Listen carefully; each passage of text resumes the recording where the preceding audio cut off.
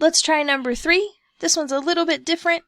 In this case, I have a 3 and a 9 and a 3, but this second term doesn't have any 3s. I do, however, have a y present in every single one of them, so we have another greatest common factor to pull out. And I'm going to do that right here without writing that intermediate step. So if I pull out the y, I'm doing the reverse distributive property. I'm doing distributive property, but in reverse. I pull out a y, 3y, 1y is gone, so I have y to the third, minus squared, 1y is gone, minus 9y, plus 3. Now, count the number of terms inside. 1, 2, 3, 4 terms. We're going to try grouping again. I'm just going to make a quick color change. And we factor by grouping, group the first 2 terms, group the last 2 terms. And we see what they have in common. We're going to pull the y down. 3y cubed and y squared have a y squared in common. Y squared times 3y will get me 3y cubed. Y squared times 1 will give me y squared. Minus sign up here is going to come down. 9y and 3, I have a 3 in common. 3 times 3y. 3 times 1 will give me 3. And remember that these are grouped together in pairs. So I'm going to highlight my common factors. Y squared, and in a different color, 3. So y squared comes out. Leftover bits, 3y minus 1. Minus comes down. 3 is the common factor in the second group. 3y and 1. But here's where we have to be careful with the sign. We're factoring out a negative 3.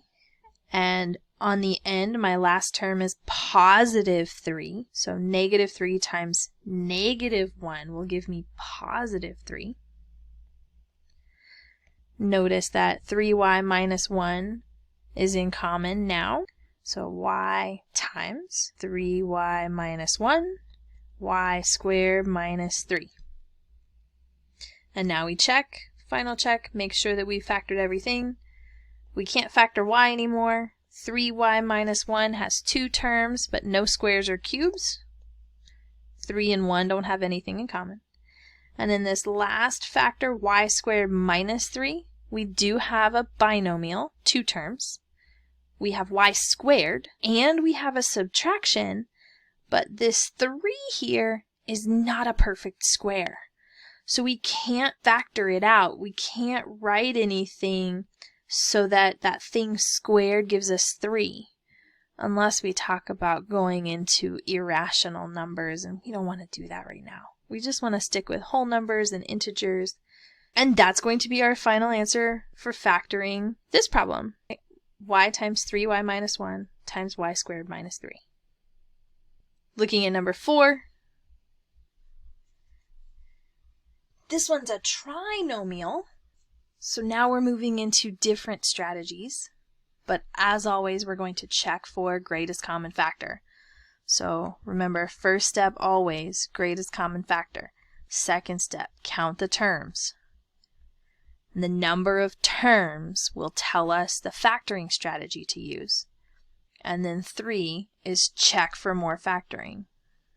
Here we have 36y to the 6th minus 42y to the 5th minus 120y to the 4th. I first noticed that there are y to the 6th, y to the 5th, y to the 4th. So y to the 4th is going to be part of my greatest common factor.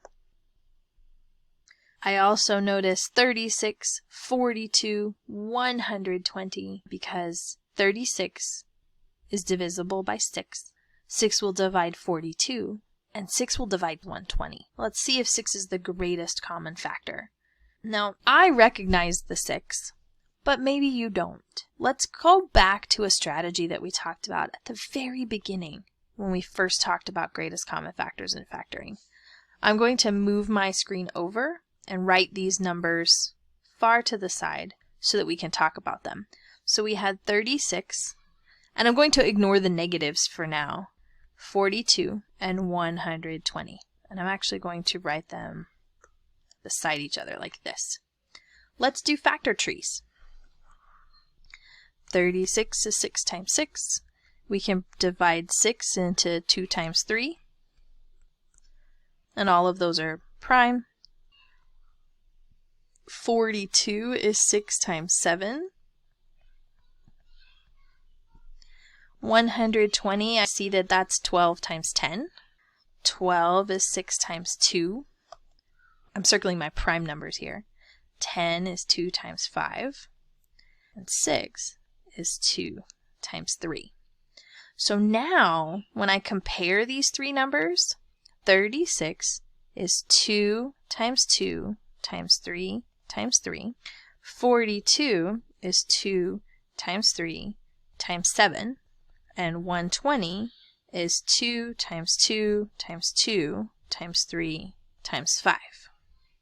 So all I'm doing is pulling from the prime factors in the prime factor tree.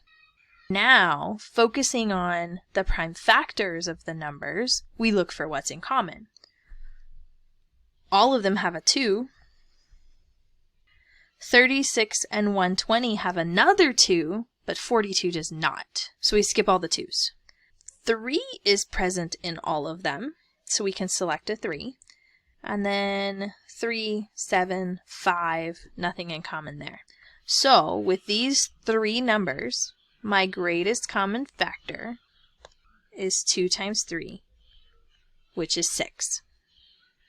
I can look at the numbers and recognize a 6, or we can go off to the side, make factor trees, and find that greatest common factor. There's nothing wrong with that strategy at all. So my greatest common factor for this problem is going to be 6y to the 4th. 6 times 6 is 36, and if I have y to the 4th, I need 2 more to make y to the 6th. Remember that exponents are additive. Y to the 4th times y squared would give me y to the 6th. And so that's how I know how to split my exponent like that. Okay, I'm going to erase that line. 42, so I already said 6y to the 4th is my greatest common factor, so 6 times 7 will give me 42. Y to the 4th I need 1 more.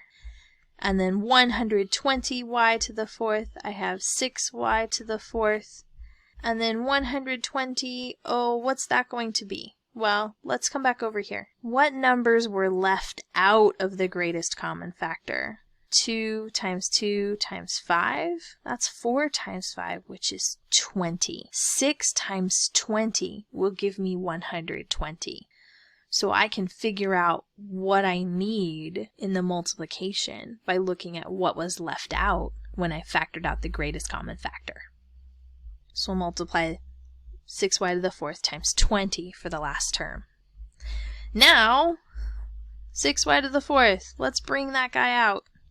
6y to the 4th, big parentheses, 6y squared minus 7y minus 20. All right, doing good so far. We pulled out our greatest common factor. Step 2 is to count the terms. So we're going to count the terms inside the brackets, and I see that I have 3 terms. So we're going to do trinomial factoring, factoring by the AC method.